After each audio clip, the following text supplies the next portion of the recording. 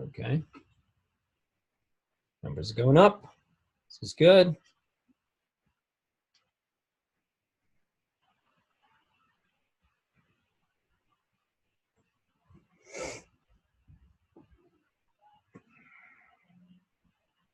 Now, what we did was, I mean, ultimately, this is what we're going to want, right?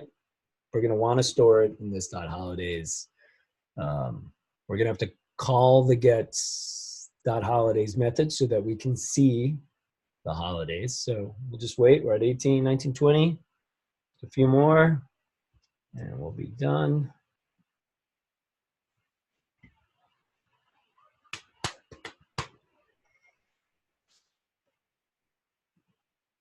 Looking good.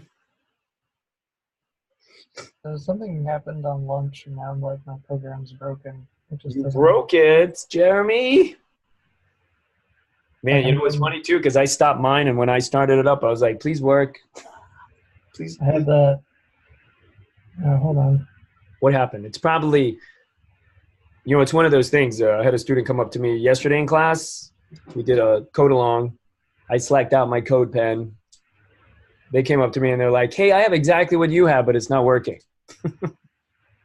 You know, my answer to that was, "You don't have exactly what I have, otherwise it would be working." Do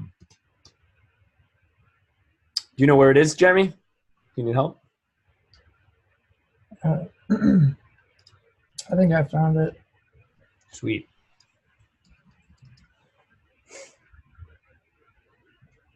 At 2023, awesome. Yeah, I found it. Found it? Sweet. What was it? Just curious. In the create holiday function, I had split up the data into an object instead of just having just the one. Got it. This .create form. Gotcha. All right.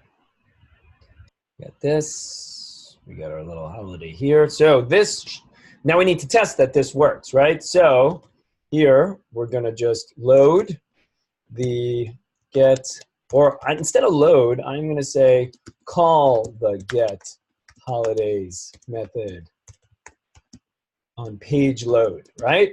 Anytime this page loads, we should call this thing, this.get holidays, right? When we make the call, every time the page is refreshed, we go and we make the call. And if we do that, now, here we have the console log. So we went kind of straight to storing it in this thing, which is okay. We don't have anything to show it. So here on line 29, I'm just going to console log this dot holidays, just so that we can see, right? It'll be in holidays, but once this runs and it gets pushed into there, let's just take a look and make sure that our thing works. I'm saving that, refreshing this, and I see 5 things. 5 things are here. Best holidays ever. Right, you have to open them up to see the names of them. Right here, names, bathtub party.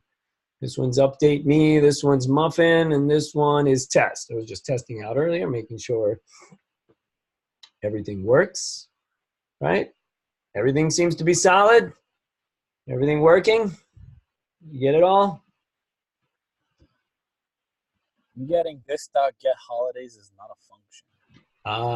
All right. So you're getting this dot get holidays is not a function. You're getting this? Yeah. I'm going to just copy and paste what you have because I typed it out. So maybe I. Okay. Yeah. So it also could be, I don't think it's scoping. I mean, if you have this here, this method is there. So I'm just going to collapse these so we can clearly see like these smaller methods. I'm surprised that this doesn't collapse. Just annoying that the whole thing doesn't collapse. But this naming convention, right? So all you'd have to do is copy that, paste that here, put the parens, and that should work. Is anyone else good? Awesome. Well, looks like everyone is doing good. So let's continue. All right.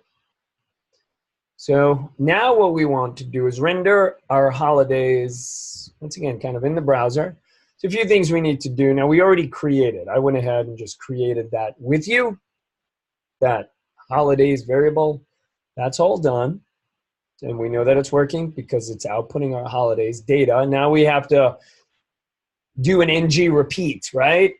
In order to get this data actually to show, I'm sorry, on the screen, we need to loop through the array of contents. So in our main control, right, in our index, right, we are going to, we have our ng controller, therefore our variable, right, we are putting control in front of, this is all kind of review of what we've done. Main controller, so I think we're good with this. Recap, it has to be holidays. Yes, we know that. In our index, HTML, we're going to reference it as controller holidays. All right, because now we need to do the looping construct. So I have to go down here so we can see the looping construct. This is kind of where they're leaving off, and that's where we had left off and where we console log. So we just added a console log here. I'm kind of jumping the gun a little bit to get there. So now Hey, what we Joe. want to, yeah. Sorry to interrupt you. Now I'm getting an injector module error, but it's unexpected token, but I literally copy and pasted everything. I promise. I'm going to stop sharing and you share. In your create holiday. Yeah, so I see that's a bracket. Click on that line. That tells you exactly, line 28. Yeah, but that's the closing bracket for this. That's what it's supposed to be. And I'm going to assume you're missing some other closing curly brace. So I'm just going to go through this. I see that there's a ending curly brace. So you see line 26? All right. Mm-hmm. So I'm just trying to follow it through. I see line 26 must close what? What is line 26 closing? Is that closing line 7? It should have a, I mean, you should close your catch. Catch is open, but it's not closed. Catch. You have your console log error, then you have the curly brace. I think the catch is closed. Yeah, it's right here. I think This what I I'm literally took from you, Joe. What I'm seeing is this. On line between line, all right, so line 7 is the create holiday function, right? The holiday method. And then on line 19 is the this.get holidays method, right? Two separate methods. So maybe I just need a closing one here? What I'm thinking is you don't have a closing one. Yeah, because on line 26, I see a closing parens, but I don't see one there. There you go. That was it. Try to nest and tab your code over too. So when you're doing this, try to kind of break these things down. Let me just move this over. Yeah, tab things over, collapse things. That's why I like to have them collapse. That's why I was struggling to collapse them, because then I know where this thing ends. Sometimes even do this for the sake of avoiding any misunderstandings in your own code. You can just put, closes, create holiday. Then I know that closes the create holiday. I know this closes get holidays, right? I know what that does. This one, we're never really probably going to misunderstand this particular one because it's our app controller, like closes app controller. That way you know where things end. And it's easier to kind of make that distinction, okay? Just saying. That's all I'm saying. Just saying. All right. So we have that, right? So now what we're going to do is go into our HTML and deal with this new thing, right? We have this new table, right? So I'm going to just do this. I'm going to copy and paste that. Because once again, I don't want to fat finger things. I'm going to guess where we need to get to, and I will explain everything. Let me just make it nice, and then I'll paste it as I have it here, right? There we go. Close the div container. Here's our table. We have this div container. That's this. So I'm going to get rid of this. And here we go. Here's our little table. So I'm going to take this. I'll paste it. I'll explain what's happening. Okay. We're creating a table. So once again, the other instructor decided that tables were their thing. I personally like doing them as ULs and LIs. That's just my thing. Not really crazy about table rows and easier viewing of index. I like it, Chester. Thanks. So what we're doing here is we're adding an ng repeat, right? So if I just add a little note here so that we know what's going on, loop over the holidays array and creates each holiday. That's what we're doing here. ng repeat is another directive. We're pointing it, so for every holiday in holidays, create a table data cell with the holiday name. Create a row and create a data cell with the holiday name. And we know we're getting the holiday name and it appends day there. So that should, remember I said, is putting in day someplace, right? Now here, let me see. Day was never being put into the database. See, right, it's just muffin. And yet here, anytime I typed in a new holiday, Valentine's, and I created the holiday, day was appended to it, right? Well, if you didn't know, maybe you might have thought it was being done in the database before we added it. We put day in there. That's not what's happening, right? Here, we're actually just saying grab the name and then put day there. That's all we're doing. So if we go here and I refresh, we should see all of the holidays, okay? Pulling,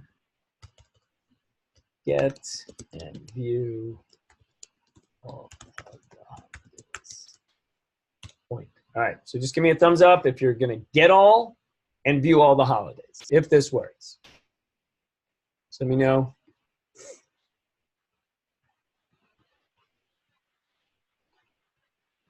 I think I missed something. I think that I missed when you linked holidays in your index. Can you show that part of your code? Sure. So this is what I pasted. We created a table, and in that table, in the HTML, right? That's what you're asking for, John, in the HTML? Yeah, I've got that. Okay. So in the HTML, this is what we did, right? We're referencing the holidays, controller holidays. So if I go into the app, now, did your app console log all the holidays? Yep. All right, so if you console logged all of the holidays, and you saw them because you called them, right? So you saw them in the terminal? I mean, in the developer tools? Yeah, they're all there. Okay. Did you add this and save your index and refresh this page too? Yep. Let's see. Okay. If Holiday not, control holidays. Yeah. You can share your screen and we can walk through it. Yeah, let's take a look. Hang on. All right, I'm going to stop my sharing. Go share your screen. Here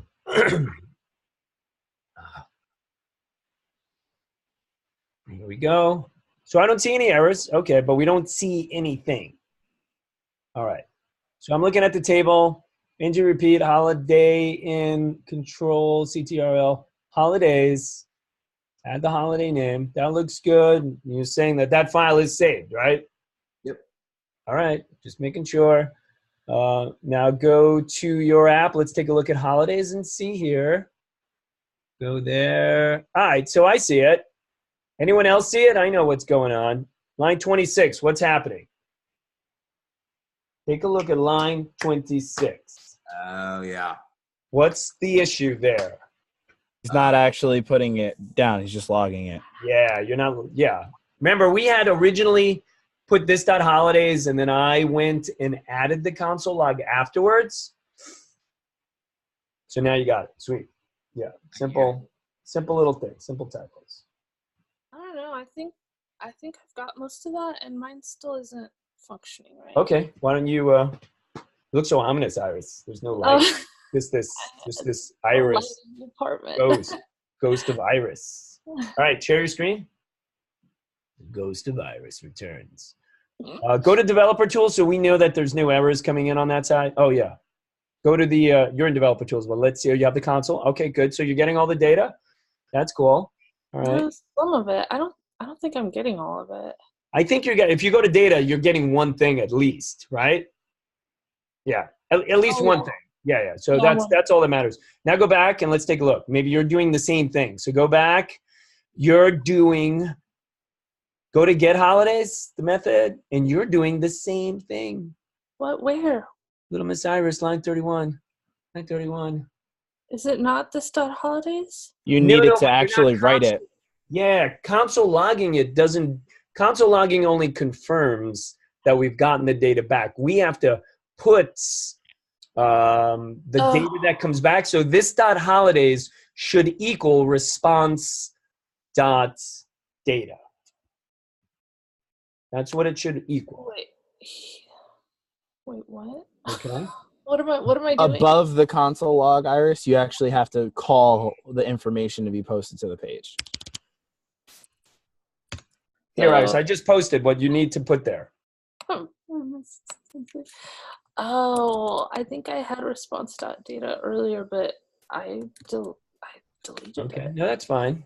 Once again, I originally, when they had the lecture laid out, they had it where they created it, then they went back and kind of went back from the beginning where they just console logged and then they created it. I just thought we could save ourselves some time. But once again, that doesn't always work. All right. So you can see my screen, right? I'm sharing. Awesome. All right. So let's go back here, take a look. So update the list of holidays when a new holiday is created. All right. Well, once again, creating a holiday is done in here, right? This little create holiday thing, right? And it's happening inside, right? When we create the holiday, we send the holiday. Up till now, we've just been console logging it. If we create a new holiday, we will not see it because we're not pushing it into the data, into this array, right? Or we're not calling this. This only runs one time on page load unless we make the decision to call it again, right? So if I were to create a holiday, just think it through. Hey, in here I'm like, hey, holiday was created successfully. Okay, what do we do now? What to do? What should we do now? I know that it's created, but I want to see it. What could we do now? Just asking. Knowing that we just created a new function that gets all the holidays.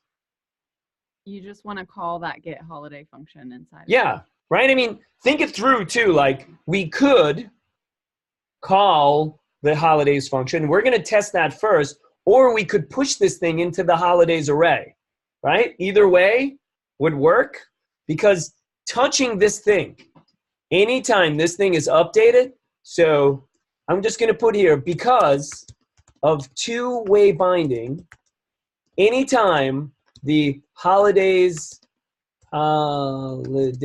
array is updated, this will trigger Angular to update the DOM. Okay? So we have two ways. We're going to kind of brute force our way and just like grab them all again and like push them in there, right? Reset it. Seems to be a lot of work, but let's test it out. It's the easiest test right now. So I don't need to console log them anymore. I mean, I could leave the console log. Doesn't really matter. What we're going to do now is, and to answer that, what to do now, call the get holidays method, right? So this dot get holidays. There we go, right? By calling this thing, and it is a method, so that should do it, right? It's going to say, I'm going to go back here.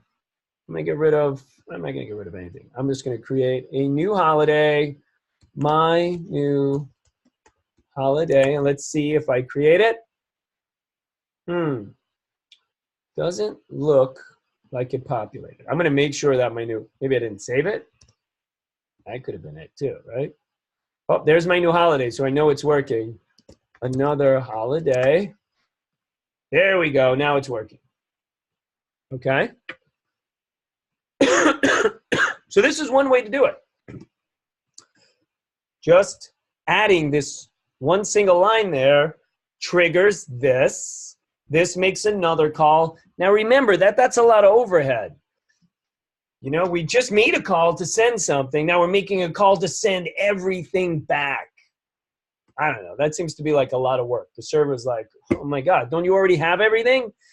Can't you just like update the thing? So this then represents a success.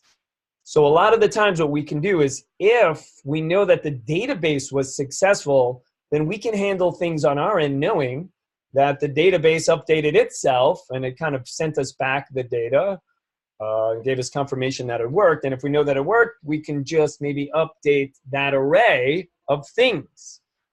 So we don't have to keep making this call. And that's kind of what I want to do. I don't want to call this method anymore.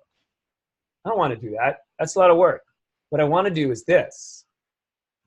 Add the elements, you know, option 2. So I'm going to do this. I'm going to put here option 1, call the method. Option 2, push object into Holdiays array. Right? Just push it in. Okay, let's do it. This dot Holdiays dot push response.data. By pushing it, it updates this. Because of two-way binding, anytime the Holdiays array is updated, this will trigger Angular to update the DOM. Adding or removing, whatever it is. Okay, anytime it's updated, and you know, here it's add, remove, it's gonna do it, or mutate. Even if we mutate something in that array, it should update the array. So I'm gonna test it. I'm going to go here. I got all these Holdiays now. I'm going to say JoJo Day. JoJo Day. Boing. Here's JoJo Day. Right at the end. Okay? We can also do this. What if we wanted our new holiday to be at the top of the list? I want this, new JoJo Day, or whatever day, added to the very top of the list. Where is this list stored? Where is it stored? Matthew, where is our list stored? What type of object is storing our list? Can't hear you. I'm trying to read lips, but I'm not good.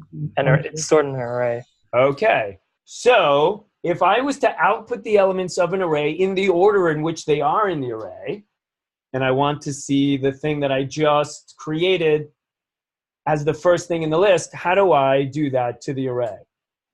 How do I get something to the very first position in an array? Not sure if I'm naming it right. Is it the depend method? No, that's like old jQuery, my friend. You're in the land, La Isla de jQuery right there. Let's go Would you use it as unshift? Unshift, right? Unshift. Once again, this array is in an order. If we change the order, that's going to be reflected here because this repeat, ng repeat, is going through the order of things. So instead of doing push, we could just do unshift. That's it. Create a new thing, do the thing. JoJo Day 2, because there's 2 events for me. I'm so popular.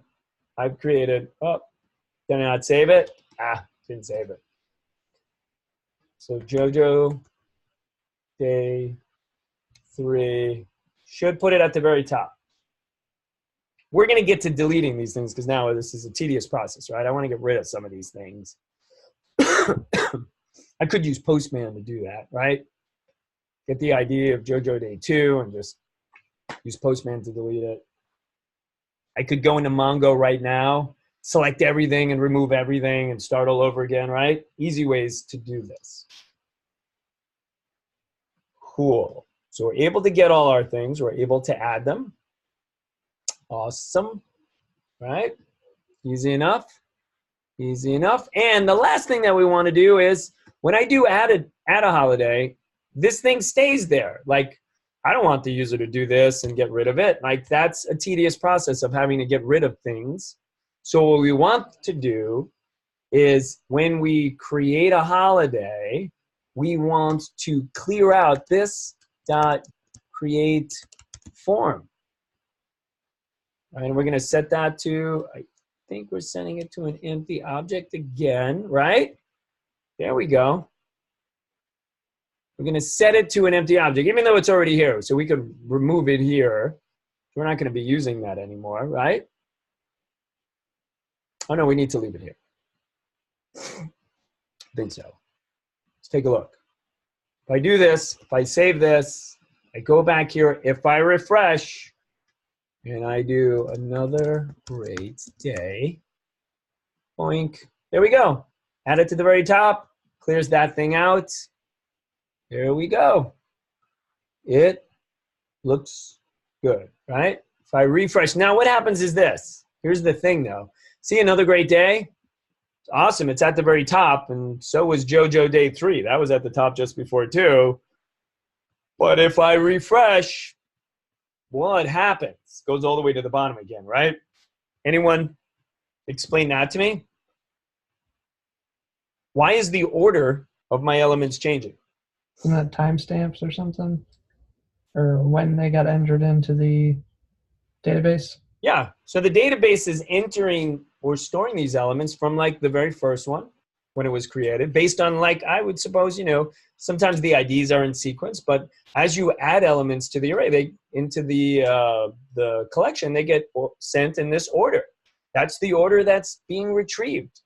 So this kind of faux pas way of just updating this thing, if the page ever gets refreshed, well, then that order of things is going to change, right? So if we ever decided to do something like this and permanently change the order, we would have to figure out in the database how to change these things around or give them an order number, something like that, right? Give them a new property order, and as we move things in sequence, maybe we might have some functionality like jQuery animate or something, or jQuery drag and drop, and we could drag these things around, and that permanence needs to be reflected in the database. So the next time that this is updated, the order is reflected there, right? So that's pretty good. We're all on point? We're good? All good. Creating, adding to holidays array. All right, just give me a thumbs up that you're all good with creating and adding to the holidays array. And of course, seeing the thing. Seeing the thing is important here.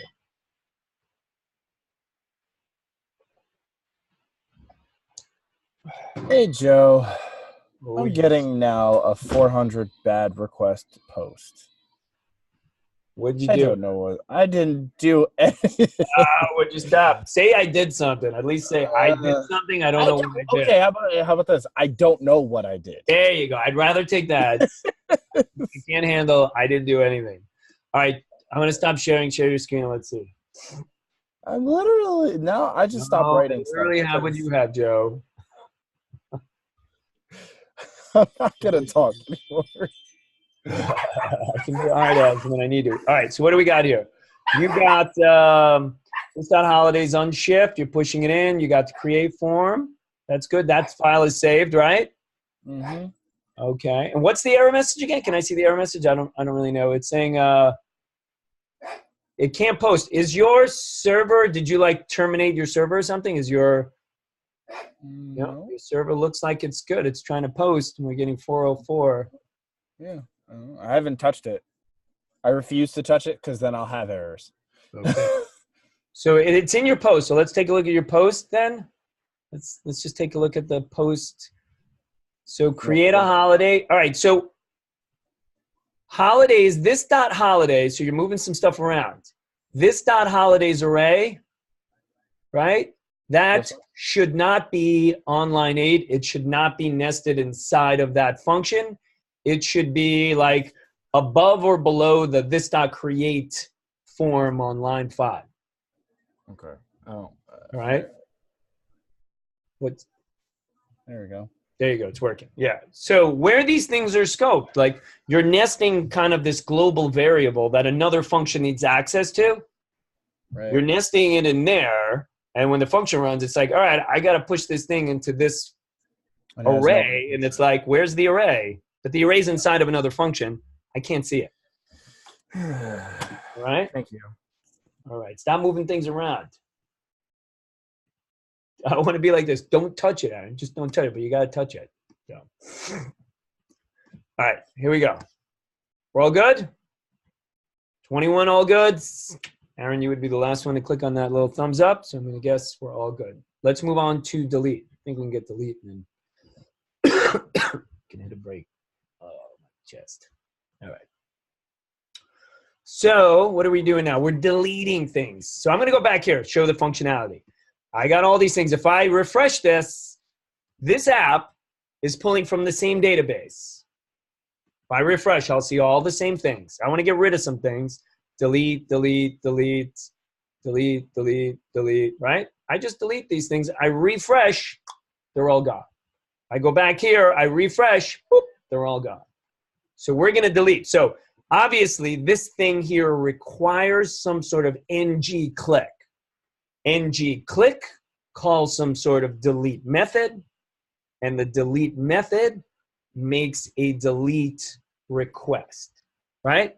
That's really what we're doing there, right? We're going to do some sort of ng click here. I was just going to see if I can annotate it a little bit. And my tablet's kind of freezing. So let's go back here. I'll do this, and then when it comes back up, we'll do it. So we have our index, and this is where we're at right now, right? I see everything. Everything's there. Everything's here, but what we're missing is that little X. So we need to figure out how to get a little X next to each one of these as here, right? All right, cool. So how do we do that? Well, we're starting with the app.js. So we'll create the method first, and then we'll add that functionality. Okay, so once again, I am going to try to collapse these things as best as I can so I don't see a ton of lines of code here, okay? That's what I'm doing. These are collapsed, they're indented. Everything's nicely indented, so I know where one begins and where one ends. Oh, that's sweet. See? I can collapse them all. I love it. Makes it easier to see the code. So delete holiday, right? So let's do this, delete holiday method. Okay, this dot delete holiday, fat arrow, is equal to that. And we're just going to first console log. I'm just going to say delete working. Okay, that's all we're doing. I don't have to type out this whole thing here. I'm going to delete you. Kind of fun. We don't need to do it. Just making sure that works, right? Delete holiday. This is good. Put that in here. Right? That's it. Nothing. It shouldn't break our code, right? It's all scoped nicely. Nothing's happening here. It's all by itself. I'm even going to do this. Close, delete holiday. So now I know that that ending parens closes this thing. So I won't get confused later on. Okay? I get confused all the time. So now we got to connect the two together. So here, all we're going to do is add another table data element. Let me go to the HTML. I'll select this out in just 1 second and just do this. That's really it. I'm going to slack out. I'm going to give you the whole table row.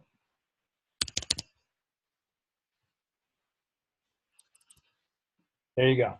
That's the whole table row. So all we did was add an ng click.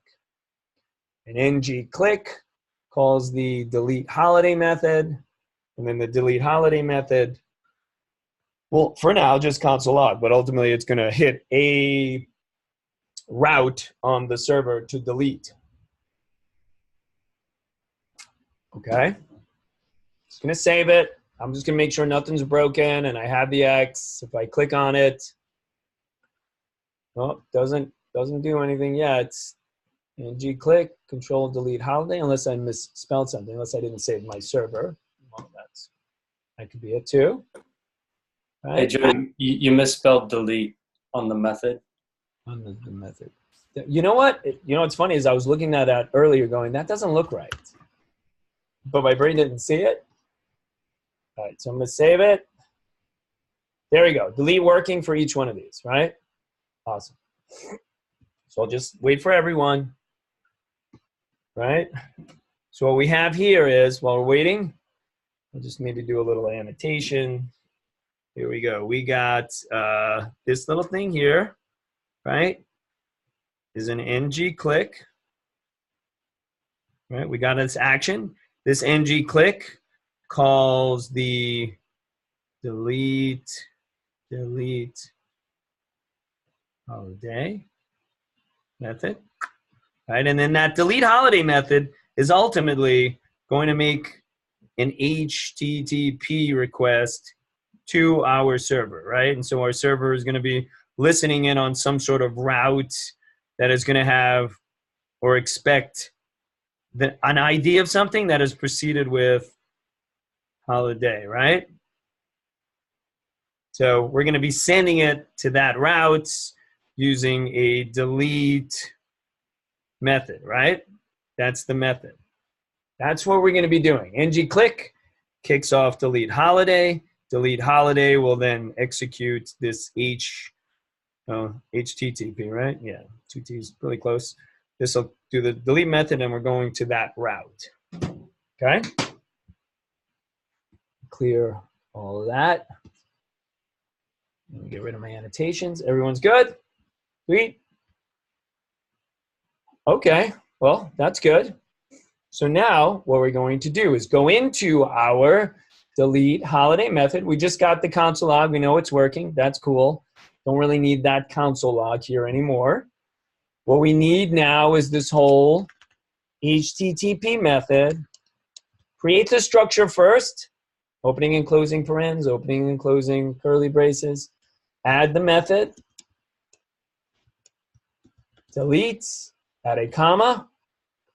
Add the URL that we're going to, / holidays, plus the ID of the thing. So what we have to do is here, I'm saying we have an ID, right? We have to target an ID. When I originally constructed this method, just the console log, I didn't pass in anything, right? So I'm not going to magically get this ID variable out of nowhere, pull it out of thin air. This method needs to be passed that. It needs to be passed it as a parens. As an argument. Now there's only one thing. We could do this.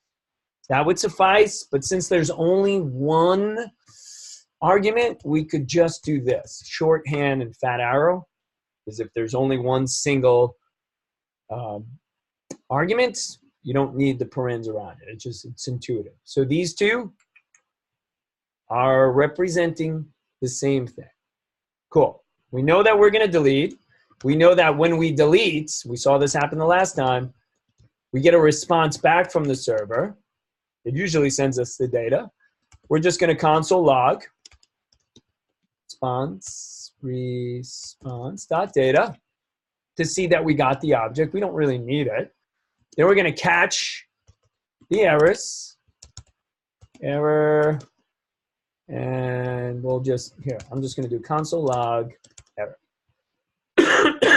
I don't need the opening and closing parens. It's just one thing. It's really all I need. I'm going to test it. Let me test it. Let me make sure it works. And then, well, is it going to work?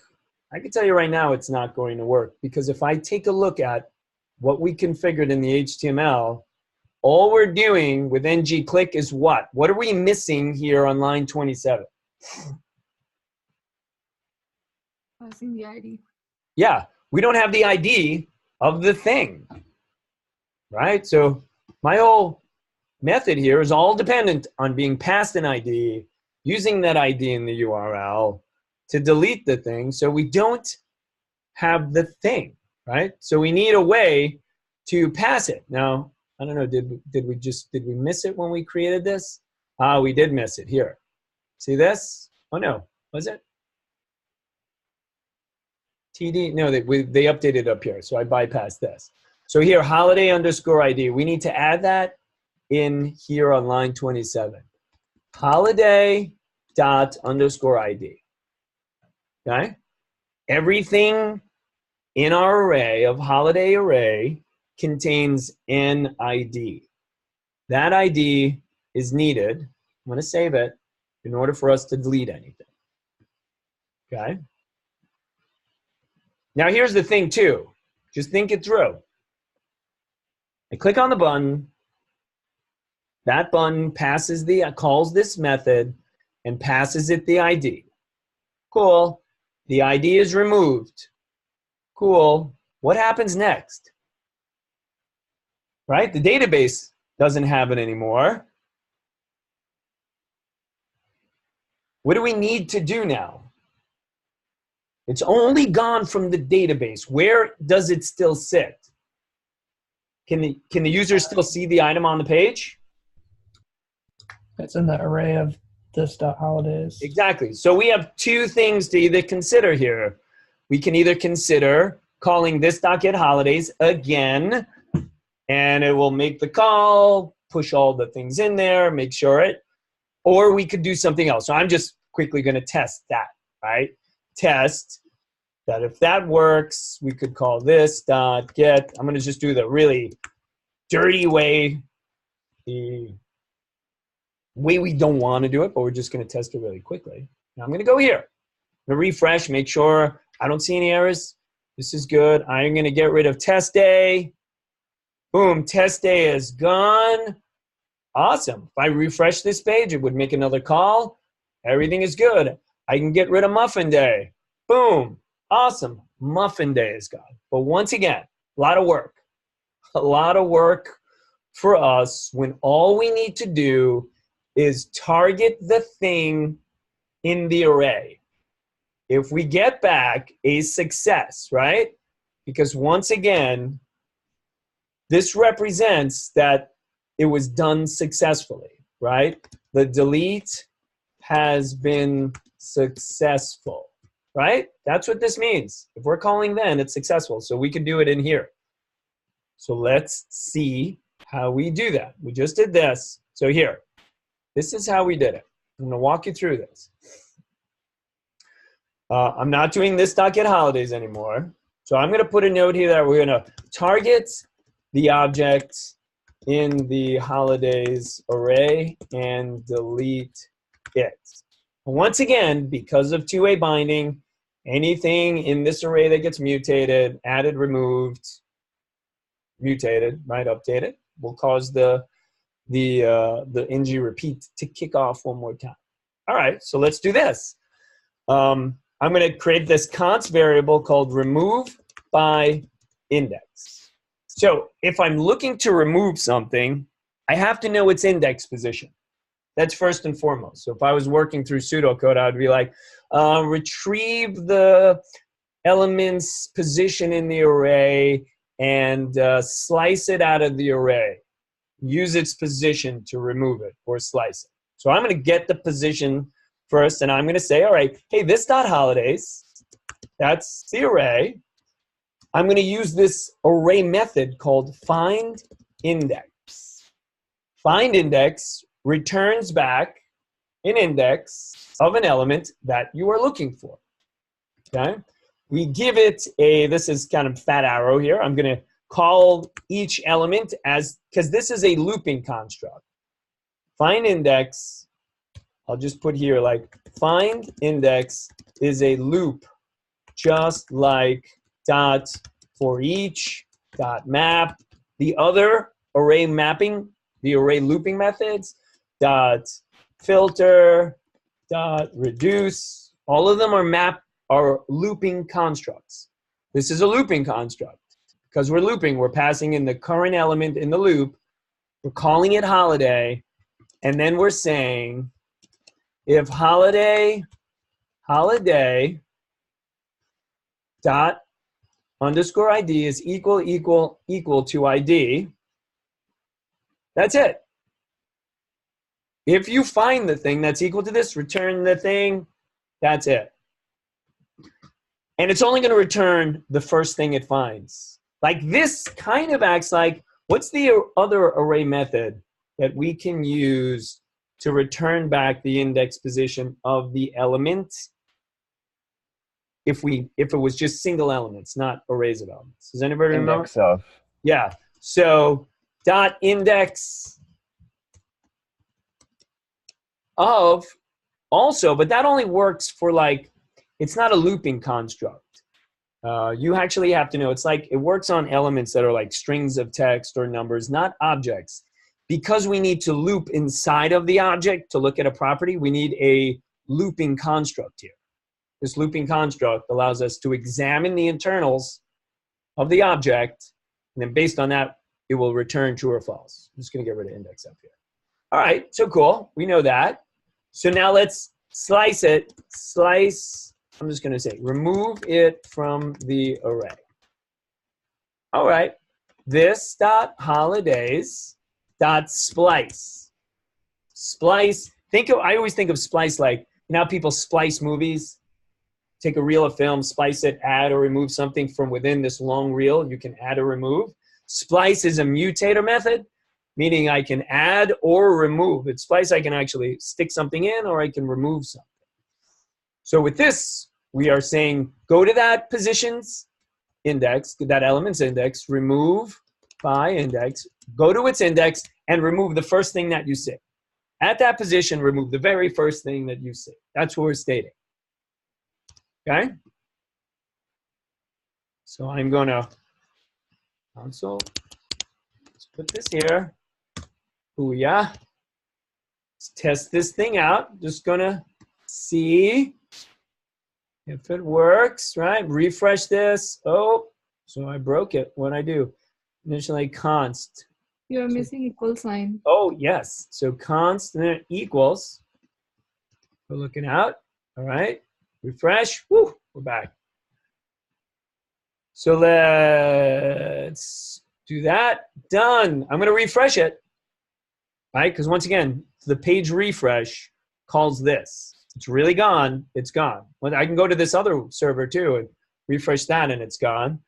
I can delete it from here.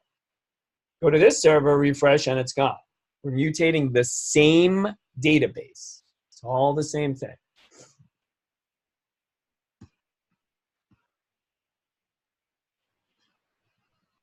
So we don't need this whole method override business anymore. We don't need that. I don't really care for that. I like segmenting these things. One thing, I like Angular and I like React in how they handle constructing an application and managing the application. Okay, I like that. So hey, Joe. Yeah. Will you run through the wording of that find index of, like the holiday fat arrow, holiday.id? Run me through what that says again. Sure. So what this does is, I'm going to, just to walk you through, I'm going to do this. I don't think we've really played around with the array methods also. So I can kind of construct something that's similar to that. And then I'll show you what it's doing. All right.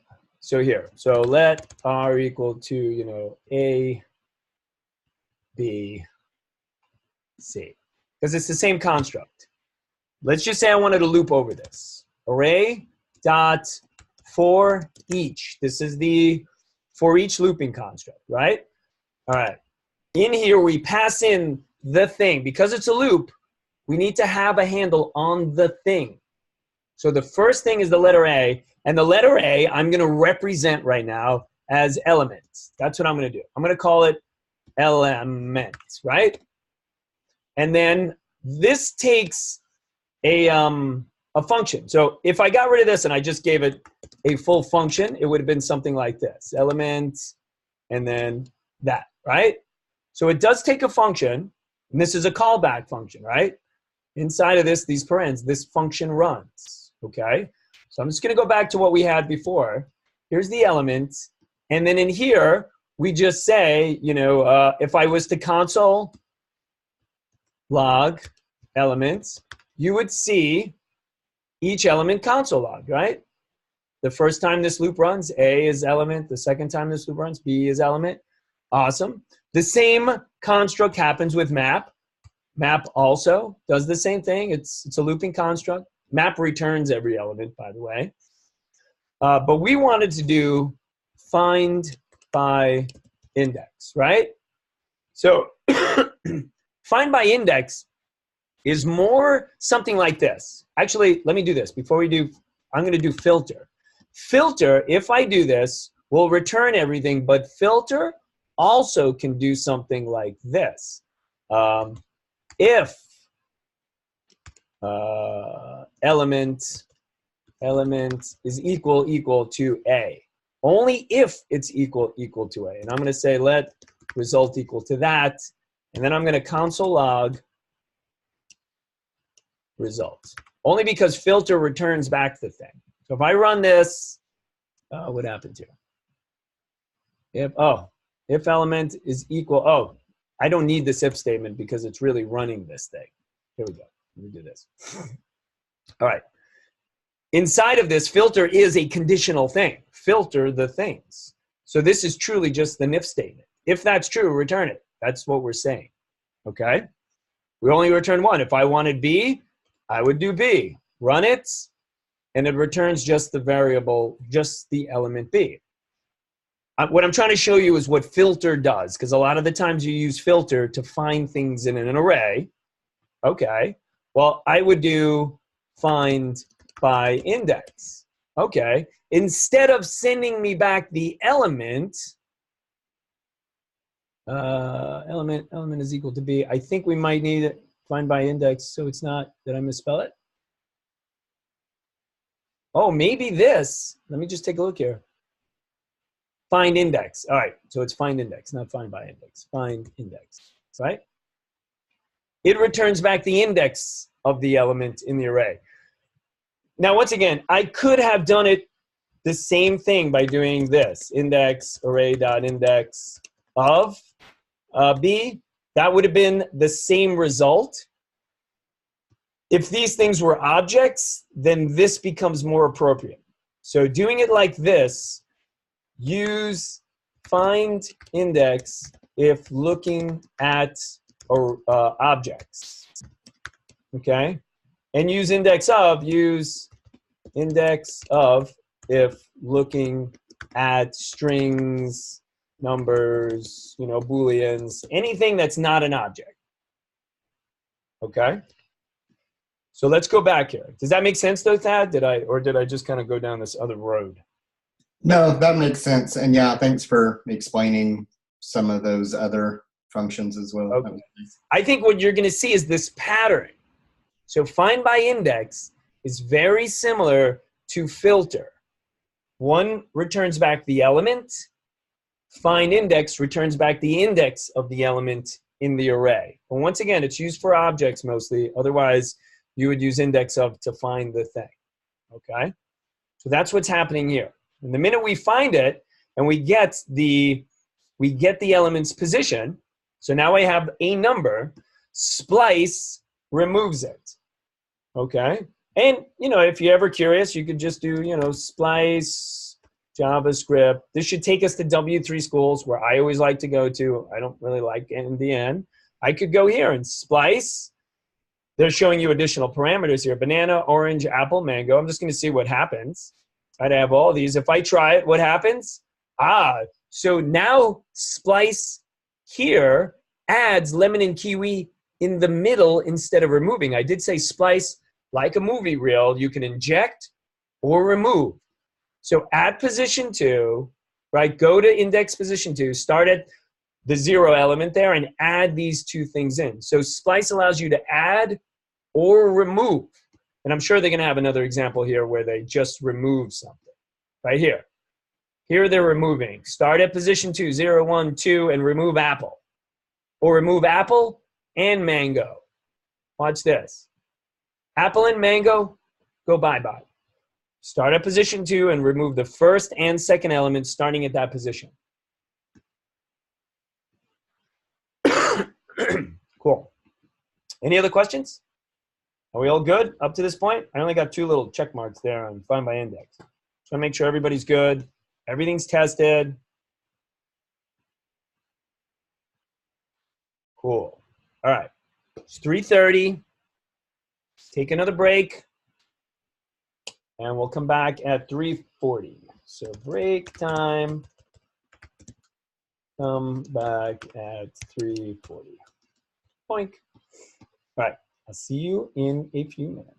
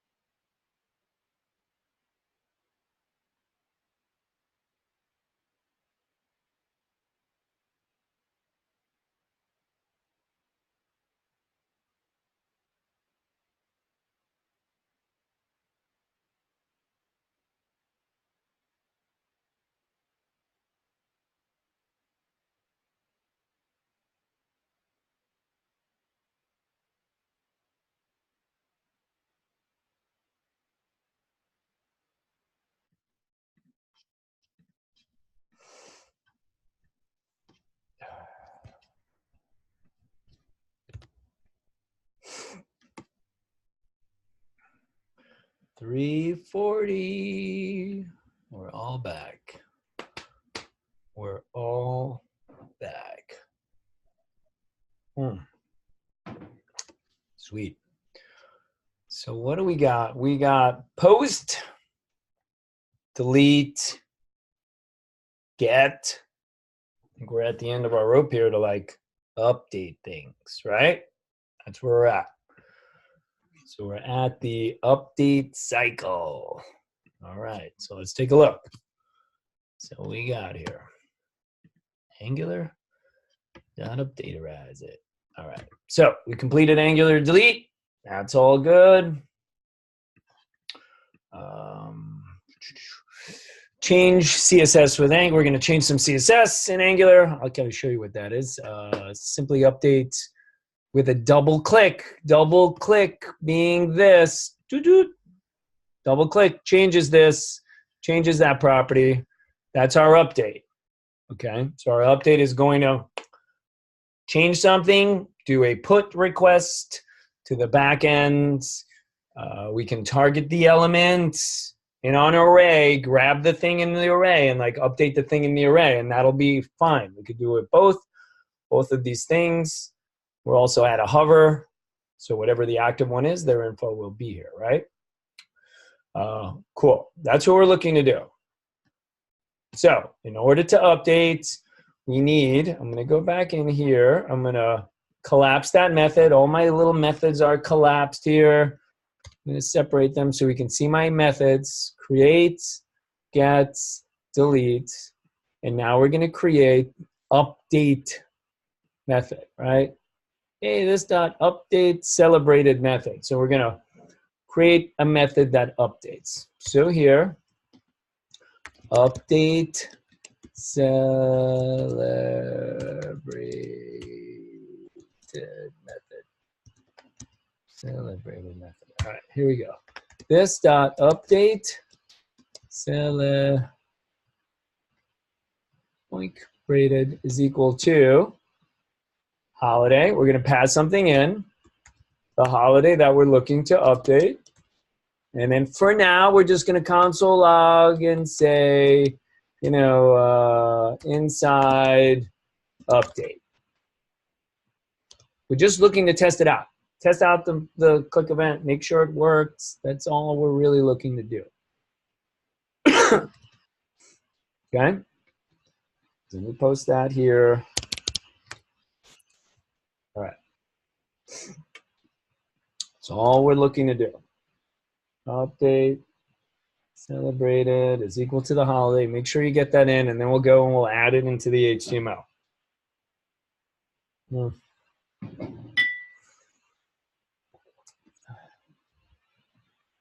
HTML is going to be fairly easy. I think it's just going to be kind of one line right here. Okay. I'm going to paste it there. I'll add it here. So we'll know there won't be any typos or anything. I'll explain what's happening. So this is a double click. You double click it. We call a function. We just created this. Update celebrated. We're going to pass it the whole holiday object. This is the whole holiday object. Gets passed into here.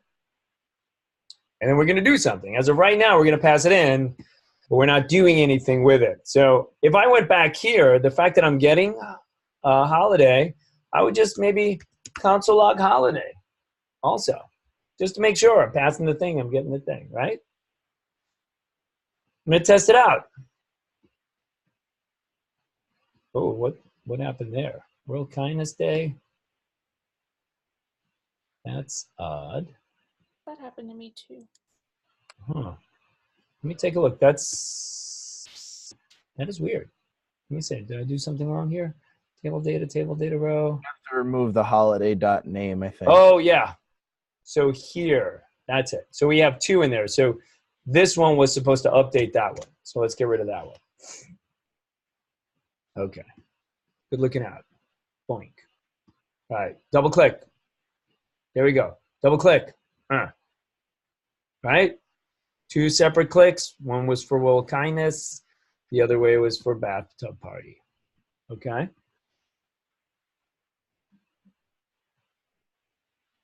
So 2 events. Well, this one is just for the X, and this one's a double click for the actual thing.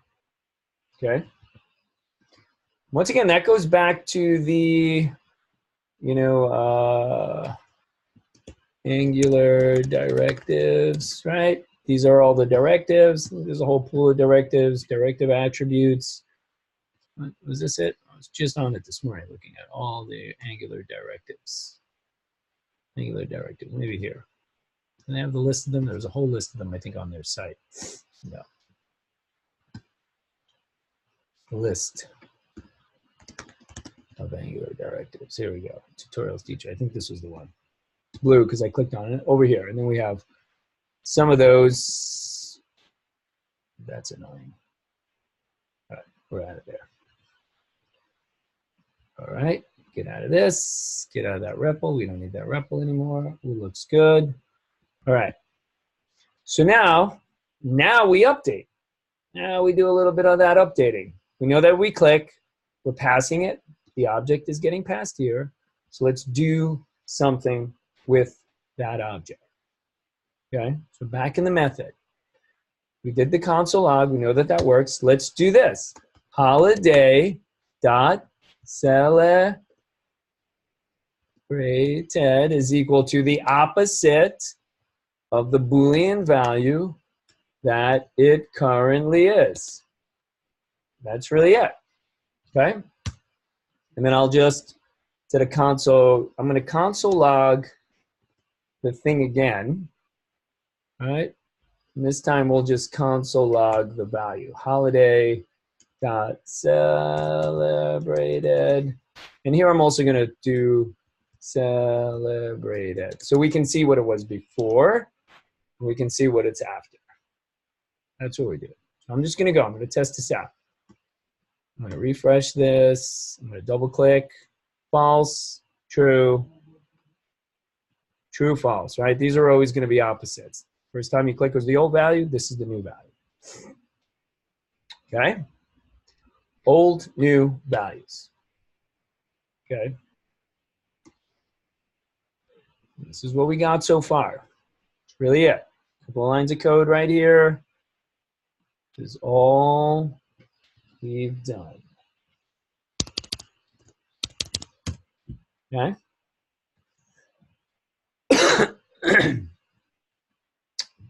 So make sure you give me a thumbs up. Make sure you're just at that point. You console log, you tested, you know that it works. I think the only thing I'm going to change in the HTML is the position of the double click and the click, because the X is now on the left side. I want it on the right side, so I just got to swap those two out. That's all I did.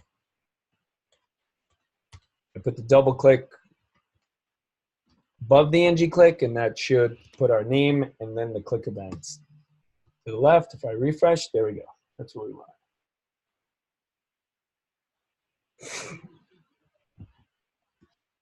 All right. So we know that it works, right? Okay. So we're going to have to use one of those ternary operators that Matt had gone over yesterday. Something like this. Ternary operator, which is really just a consolidated if-else statement.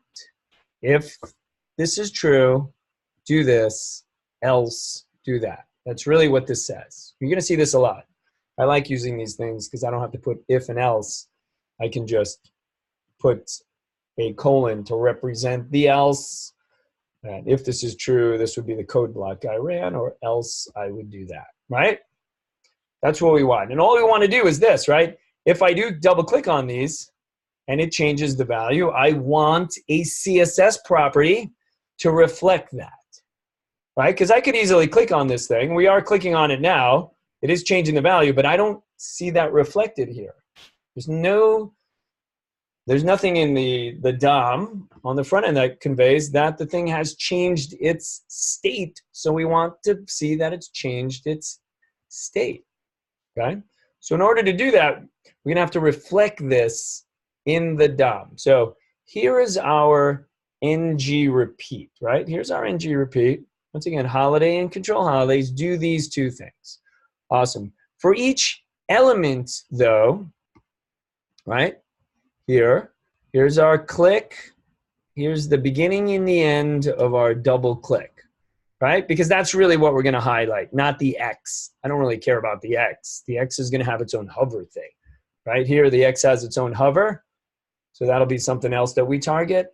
For now, we're just targeting the double click, okay? So this statement right here, right, is this statement right here, right? That's what we have. So now what we're gonna do is I'm going to add some space here, go up, and I'm gonna kind of order these, order the directives one under another so that we can see that they belong to one another and it's easier to read. And so I'm just gonna ng class. Hey, what's the class do you wanna add? Oh, hey, you know, question that I'm gonna say is, hey, if holiday dot celebrated, hey, if that's true, then I want to add a class of celebrated. Otherwise, I don't want you to add a class.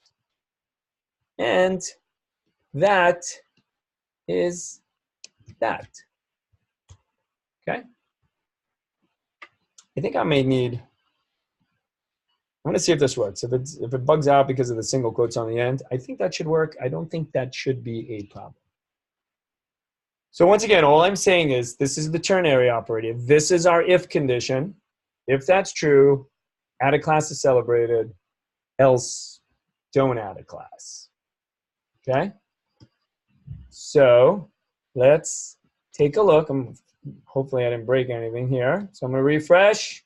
Oh, looks like I broke something. Sparse.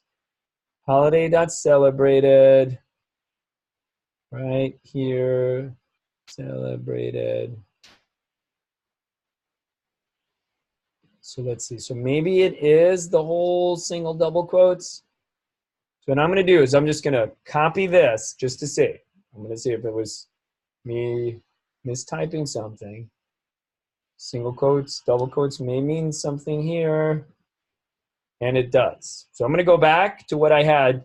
And my original assumption was if I put these in double quotes. Maybe that was it. Maybe the single quotes in here works just fine, but the double quotes, nope. So it looks like we need double quotes around it. Holiday.celebrated doesn't have a closing parenthesis. Oh, that's right. Okay. Notes. So let me go back.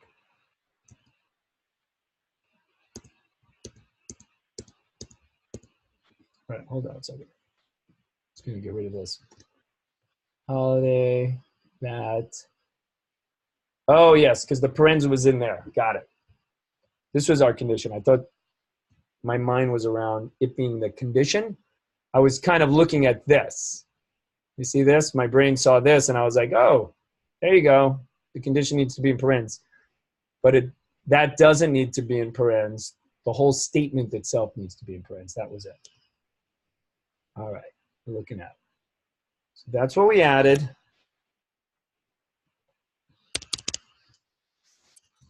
Boom.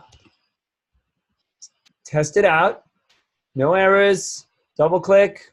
Sweet. If I examine it, I will see that this element as ng binding celebrated. Class ng binding celebrated. If I click on it again, you'll see celebrated here disappear. It's gone, it's back, and it's gone. Okay? You can easily see when you're using Angular, because Angular is going to be indicative of the HTML that it adds as it's controlling its application. Alrighty. That's good, right? So now we're able to do that. We are updating the thing and changing its class. And we're kind of doing it, you know, temporarily here on our side, but we want to get it over there on the yonder side of things. Okay? So we're going to include now the HTTP method, right, in order to do this. So I'm going to get rid of these 2 console logs. I don't really need them now. I validated everything works. Everything is solid. And now I'm going to do the HTTP, create my structure. I can even do this, you know. I can create my structure here also, you know. I'm going to do, I can create add the then, add a catch. Like, you can create the additional structure if you want, just to see the visual pattern. I'm going to add a method. That method is put. I put a comma because it's an object. I'm going to add the URL. URL is Holdiays / plus holiday dot underscore ID. All right? Easy enough. What are we going to send it? Comma, because we're sending something. The data that we're sending it is an object with celebrated is going to be holiday dot celebrated, right?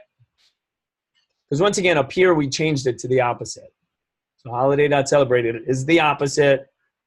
And this is exactly what that opposite is. In our then statement,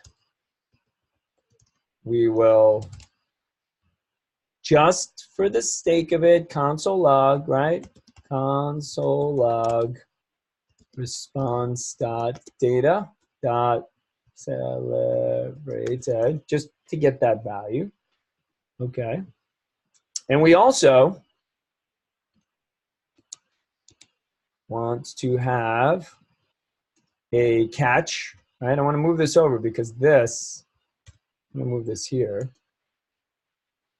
This represents the catch. Oh, it keeps moving over. Error. Console log. All right. This looks good. Looks pretty decent. You know, I might just put the curly braces around here to kind of structure this so that I can get it to look the way I want in the structure, because it keeps moving this over and I don't want that to be moved over. There we go. I want it to look like that, right? Want these things to be kind of nested on top, just like this. I want all of my structure the same. I don't want variations in how I write it, because then it makes it hard to troubleshoot. That looks pretty good. I don't know. I'm going to go here. I'm going to refresh. Don't see any errors. Double click, true. Double click, false. Double click, true. Double click, false. It's going to be for each one of those. Okay? So I am going to, I got this. All right, give me a thumbs up. And you confirmed that your thing is working.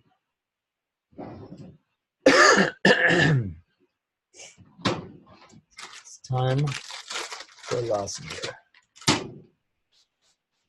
Hey Joe, let me see your index. I think I missed something in. Okay.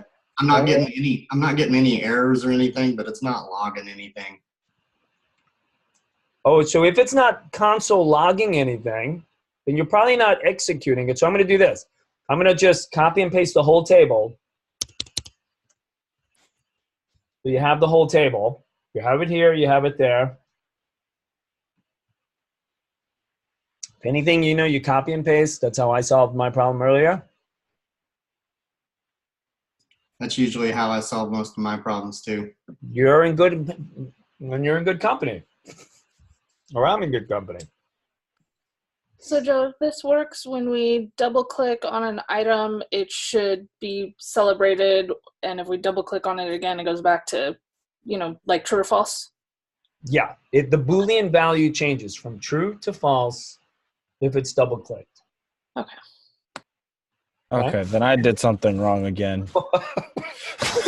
I'm gonna have like a little board here, Aaron, for like every time. Problem child. It's been a very rough day. Okay. That is like he's the master of copy and paste now. What'd you do? I don't don't tell me you didn't do nothing. No. I wasn't gonna say that. I've taken that out of my vocabulary because this Good. is totally 100% my fault.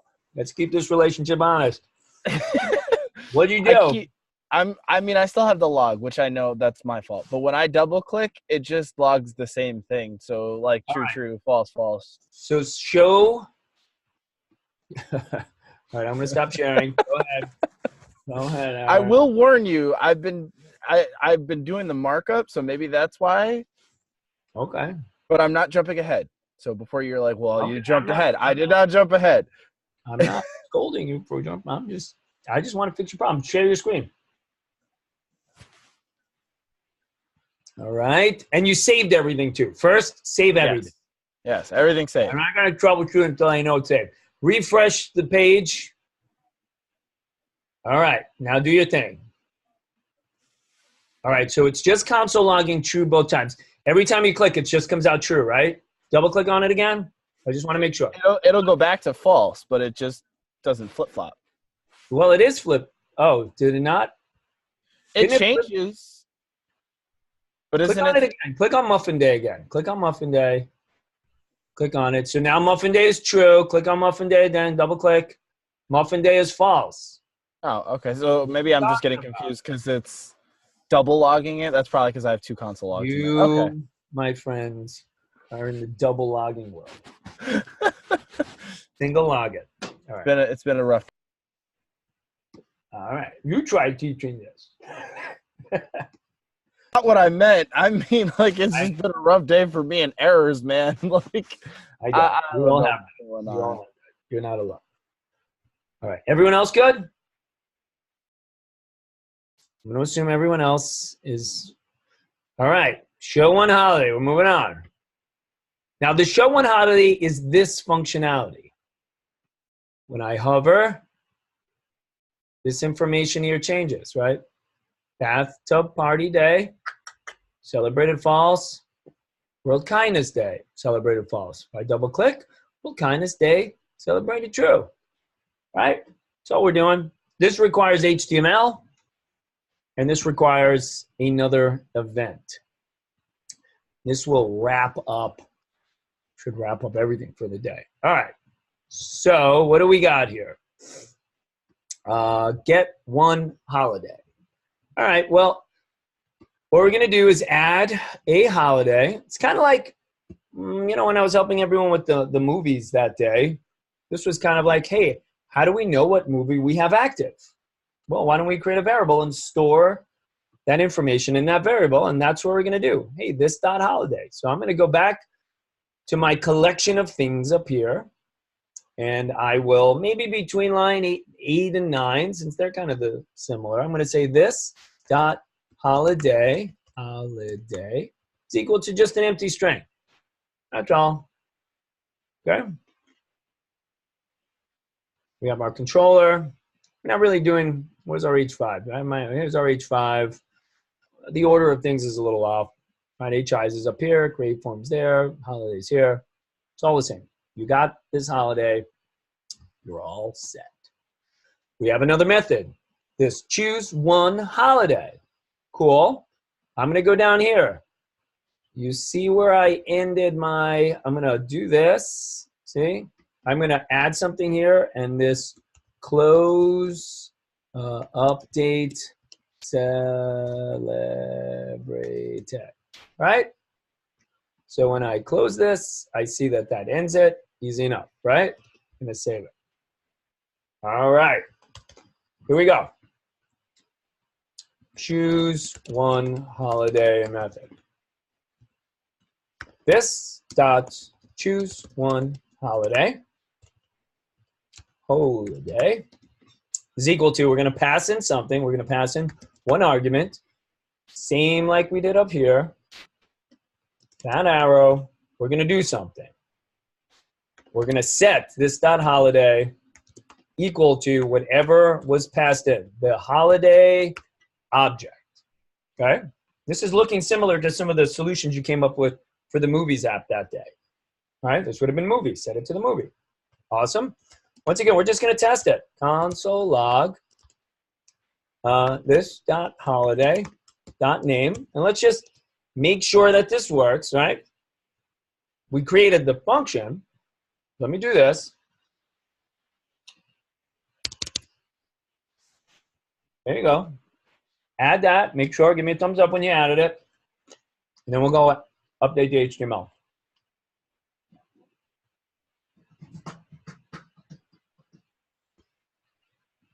Oh.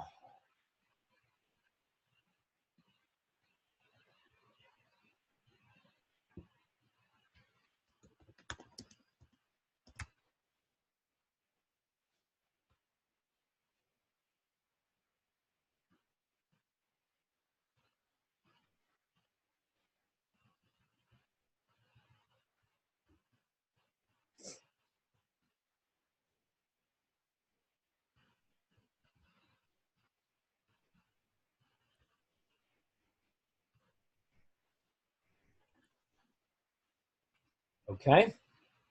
11, 12, 13. Unhappy face. Oh, Aaron. I should have expected. Don't hate me after this lecture, Aaron.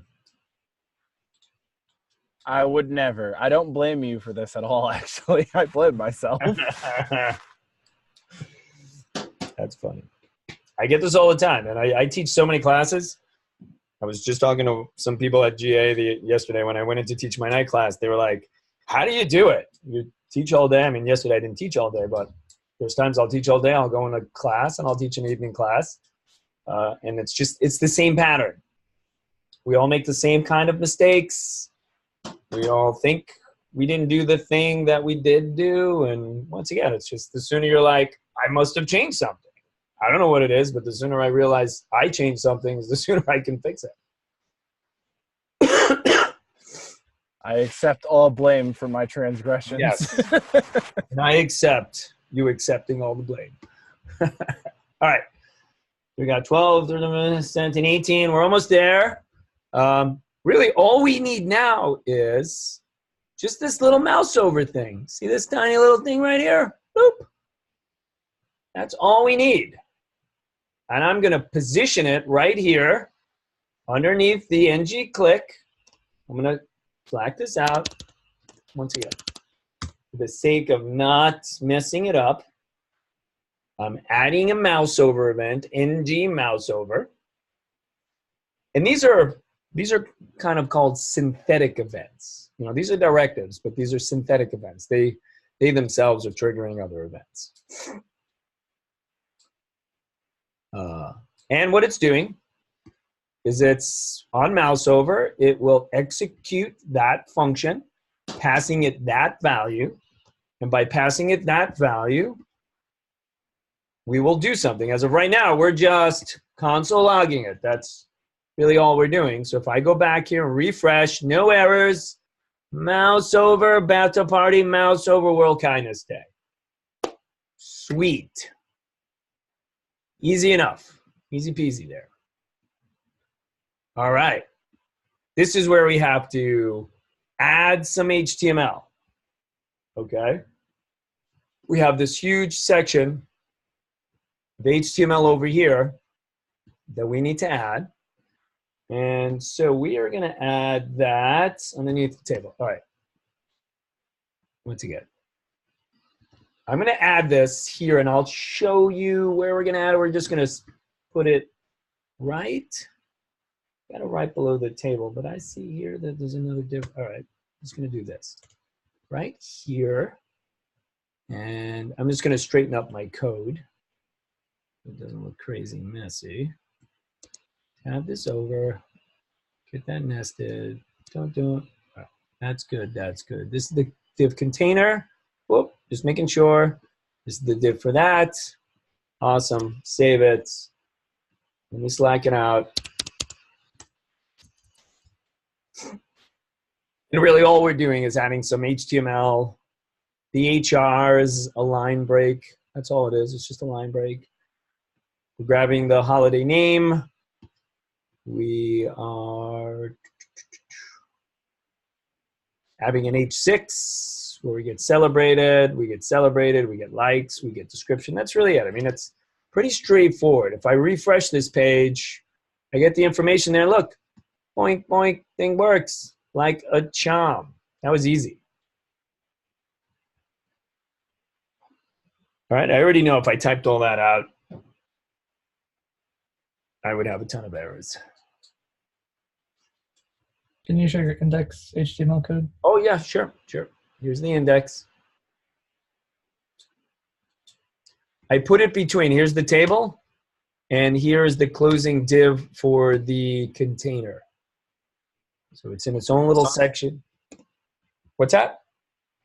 Oh, I have a question. Why use span as opposed to like div or something there in like 38 and 39 and 40? Let's take a look. Span. So what they're doing here is they're saying there's celebrated, and then there's two values next to each other, right? So an H6 is a block level element, and the block level element wants to take up the whole space. A div is a block level element, and that also wants to take up the whole space. So, you know, if we did this, let's just say this already probably has some CSS associated with it, but, you know, let's test it out. What if I change this to be div? Would that change anything? Once again, I didn't come up with the HTML, but here we go. Where's the values? I don't see the values anymore.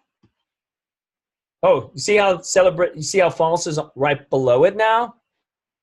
Spans are inline elements, meaning I can have multiple elements sit next to each other. That's what a span is used for.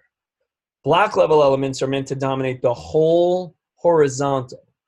So by doing that, description is all still in one word, right? Likes is still one line. But these two now are kind of separated. So if we change this back to a span, it'll add them in one line here. There we go. Does that make sense? Why we choose spans? Yeah, thank you. Yeah. I mean, you could have given you could use flex for this too, and like do flex, things sit next to each other with flex. There's other ways. You could have put a div and given an inline. You could have said div display inline block, and it would have sat next to each other. But a span is one of those elements that sits next to each other.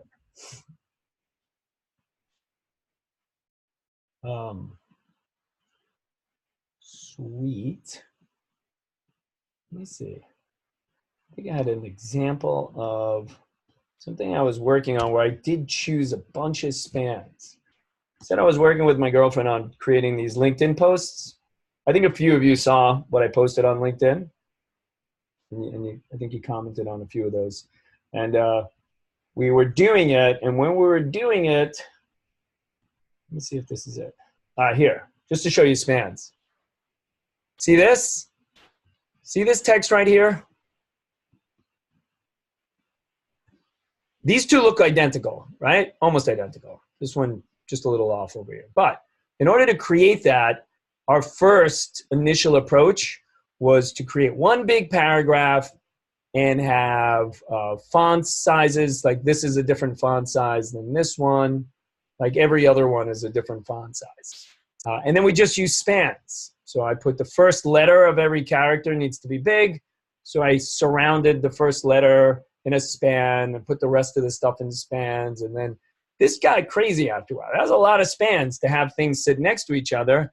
And then I refactored it a little easier. I mean, we still have a bunch of spans, but not crazy like this. This made it hard for me to kind of figure out what's going on. This made it a lot easier. Okay? Still have paragraphs, still have spans, and the words sit next to each other. So I don't need them like this. Doesn't change anything, right? To me, it's easier to read it like that than it is to read it like that. But spans sit next to each other. I could stack them here, but I know they sit next to each other. So It's just an easier way to see it. Do things in all sorts of ways. I think we did it, right? Boop. I think that was it because we were trying to get the value before.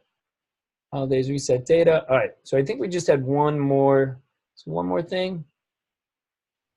Display a default. All right, so here was like display a default holiday. I think that would be it, and I think we're done here. We did our span. We see it. We see the thing. Cool. Display a default holiday when the page loads. So if I load the page, you look, it defaults to the first thing, right? If I get rid of the first thing, I refresh the page, it defaults to showing the first thing again, right? Awesome. Which means we kind of want to have that functionality, right? How do we show just the first thing? Well, we're going to edit the get holidays method because that's the first thing that runs on our page, right? This get holidays method is the first thing that runs. Cool. So I'm going to go back up to get holidays and expand it. I'm going to expand my then. And then just in here, I'm going to say, hey, you know what? If this dot holiday represents the current holiday, that's going to be displayed. Then I'm going to say holidays, or this dot holidays, right? Always need this dot holidays, bracket 0. Okay? That's really it. Tiny little thing. Go here. Refresh the page. Ta-da. Ta-da. Ta-da. I think we're good. Display. Low. Just going to make sure you're all good. Give me a thumbs up.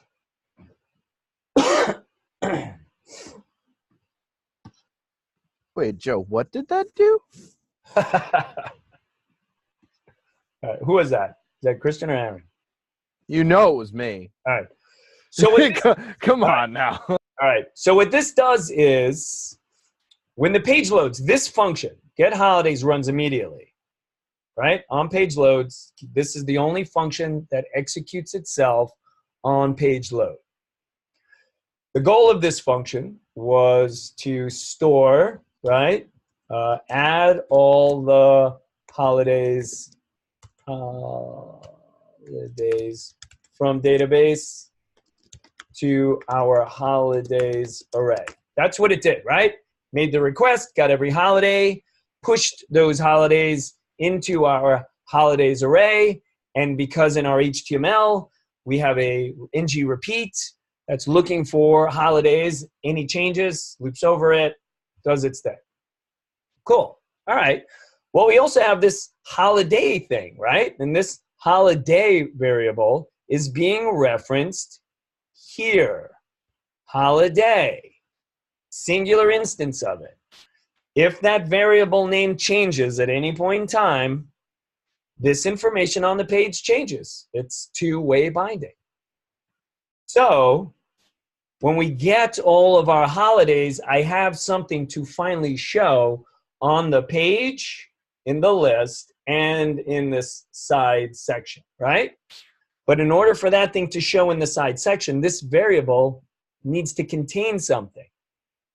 So what we do is this is the array of things that we just got back, right? And we stored it into that array. I grab the first thing in that array, and I assign it to the singular holiday variable. And because that singular holiday variable now contains one thing, this reflects that change, right? If I get rid of this, there's no holidays. And if I refresh, there's nothing here because both our holidays array and our holiday variable contain nothing. I need them to contain, I don't know, bathtub, right? I need them to contain something in order to show data. Gotcha. I was confused on what it updated. That was the it just autofills into the first thing that's in the array to the side info. That's what okay. Thank you. So, all right, so going to assign that now. All right, cool. So I think that really gets it all. Are there any questions? Anything you want me to kind of explain? Does Angular seem at this point in time a bit more intuitive?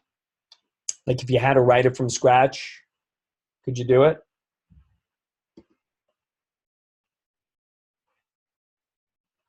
I'd have to look at some examples, but yeah. Okay. No. Once again, I have to look at examples too. It's not.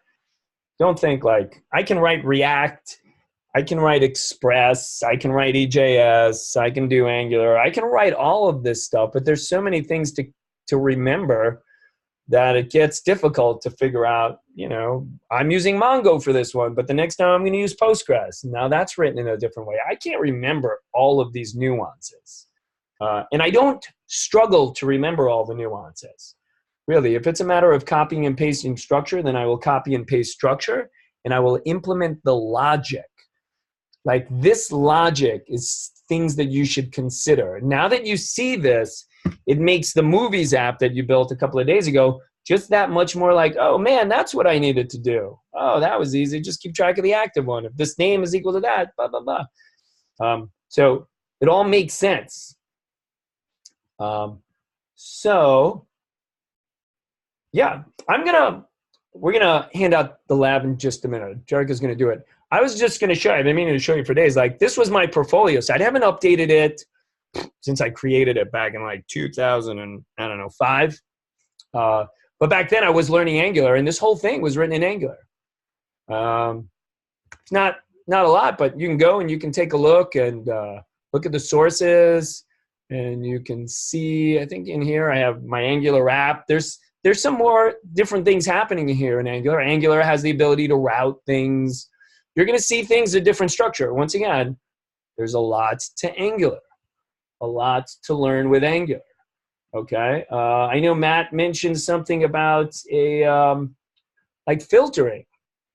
Here I created this little Angular app that filters based on these tag names. If I type in D, only the elements that have a tag name with D show. If I get rid of that, if I do J, well, they all have jQuery. Well, these two have jQuery, and this has JavaScript. But the minute I do A, the two with jQuery disappear. And so all the code for that is here, and how you search and using custom searches and ng models, custom filters, app.filter. There's a lot going on here in regard to Angular, a lot that you can do, a lot of stuff that I just forgot that I had used. I was looking through my stuff of Angular apps that I had built. Once again, just looking to demonstrate logic, because that filter is just logic. Angular is passing the data, but filter is filtering the data, and this is actually how you would filter it. So, if that's stuff you want me to shoot your way, just let me know. I can shoot it your way. I don't want to bombard the channel with a bunch of additional stuff, but it's stuff that you're considering for the project. Hey, we want to do this. We want to search. Cool. Okay. So let's do this. It's 4:23.